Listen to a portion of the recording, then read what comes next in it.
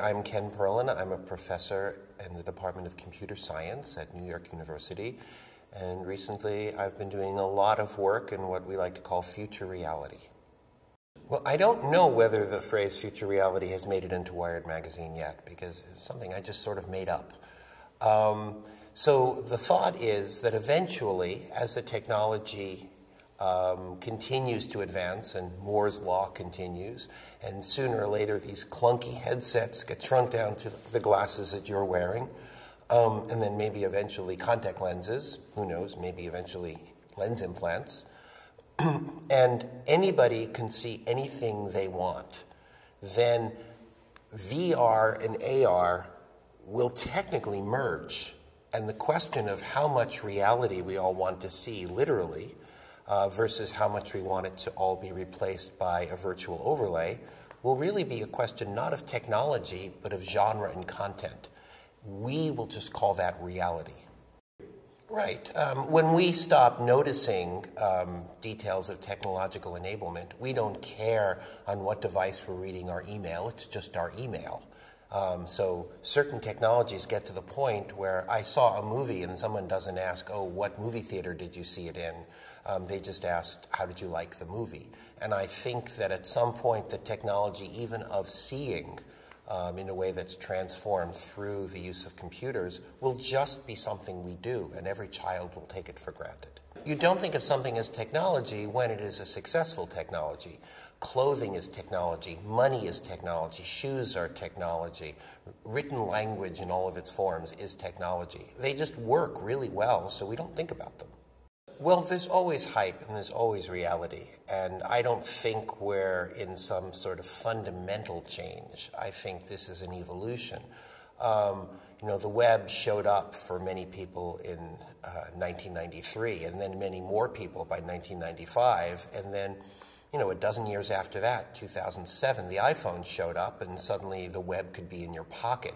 Did the web start in 2007? No, it was already around and it needed to grow. So the uses to which we will put virtual and augmented reality are already rooted in things that we've been doing for years. You know, Google Maps, calling an Uber, checking out restaurants. A lot of the information infrastructure is already in place. So I don't know that it's a revolution. It's building on what we've already been doing. And on a pure technological level, the real technological innovation behind everything that's been going on with VR is simply the smartphone. Well, as a number of people started noticing soon after 2007, the introduction of the smartphone with its very high pixel resolution, very small and light form factor, battery life, the IMU, which is the inertial motion unit that lets you know its orientation at all times, and its built-in GPU, a graphics processor, basically meant that you just needed to add some lenses and you had a VR device that millions of people could have. This was a process that was discovered over the course of the last 9 years in a number of places independently. Now, what you do with that is an interesting question. We choose to use essentially the smartphone with lenses, not as an end in itself, but as a way of prototyping what the future might look like when that ends up getting replaced by glasses or ultimately contact lenses. Yes, and one could actually divide focus into two different directions. One is this something that allows me to enter a virtual world that is independent of the physical world around me? Or does it allow me to engage with the place that I am physically in differently? And those two directions change how you relate to other people. In the first scenario, which I think is the focus of, say, companies like Facebook, you're focusing more on social interaction with people who are not in the same place, a kind of a teleconferencing, immersive teleconferencing. We are much more interested in what we believe at our lab will be a much more important modality. You and I are in the same room, physically in the same room, as people often are when they interact, but we will be able to see things that we can't see today. How does that change our personal-to-person communication? Well, I think the low-hanging fruit that's going to be near-term, because it won't require people to think very differently from the way they're thinking now, is to take all of that at your fingertips information that we now associate with the screens of our smartphones and to place them here between us. So you and I are talking, and without breaking the conversation, we can look something up. We can see what time is the next meeting, where is that train, we can look around, oh, the restaurant is around the corner. That will stop being something we think of as being on a screen and will start being just part of the physical world around us.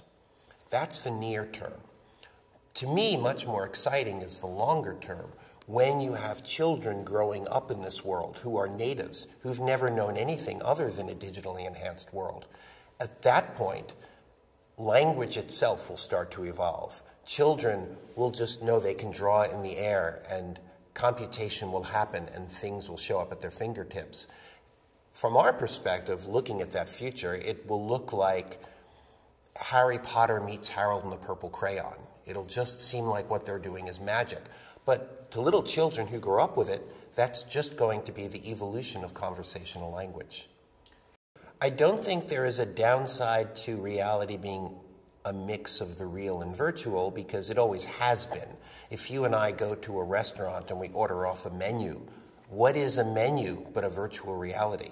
It has no taste, it has no touch, it has no smell, it has no anything, except my brain and your brain have these interpretation systems to read text and convert it into shared thought. So we're used to shared virtual reality.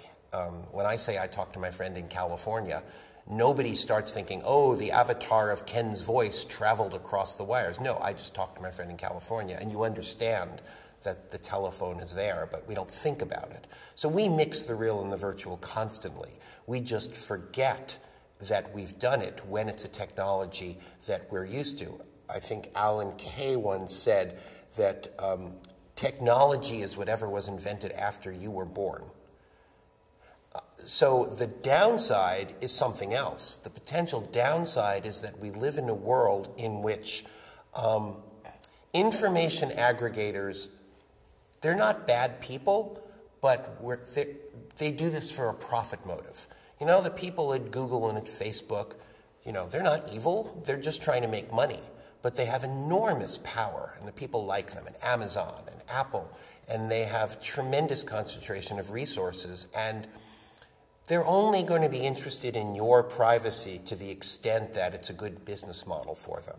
So I think as we move further into technologies where large private firms that are only interested in the benefit of their shareholders want to know more and more about you, the only thing that's going to create a zone of privacy around a potentially exponentially invasive space is a citizenry that understands and desires to say, no, this is a zone of privacy. And that's up to us, as it always has been. As long as there is competition, and there is competition, then the marketplace has enormous power. Facebook, Microsoft, even smaller players that are extremely good, like Valve Software that works with HTC to make the Vive, they cannot make money unless they are serving the needs of their customers, of the people who buy their products or use their services or use their free services for the benefit of their advertisers. So they have a certain amount of power, but it's limited because they have to follow what people want. Facebook didn't beat out MySpace by, going and killing off its management. They beat them out by understanding better what the people who wanted a social website were interested in. And they will succeed as long as they continue to understand that. So in that extent, their power is limited. I think the ideal VR device will be one we don't think about. We think about it about as often as we think about the thermostat that's keeping the air nice in this room. I think that ultimately we won't be thinking about the machines because the machines will just be serving our needs. Instead, we'll be thinking about each other, about our social interactions with each other, and computers will go from being something we focus on to being something that is so good, a technology that's so good at serving our needs, like the floor beneath our feet, the shoes we wear, the walls, that we just go ahead and live our very human-centered lives together. I think that in every generation, there are people who push against what's technologically possible to create new forms. The very early animators, you know, Walt Disney with the first animated talkies, for example. And it's very, very difficult for those people. It was very difficult for, you know, Ivan Sutherland and his team to create the first virtual reality experience in 1968. It cost a tremendous amount of money because that was almost half a century ago. There was no infrastructure of smartphones. There was no web.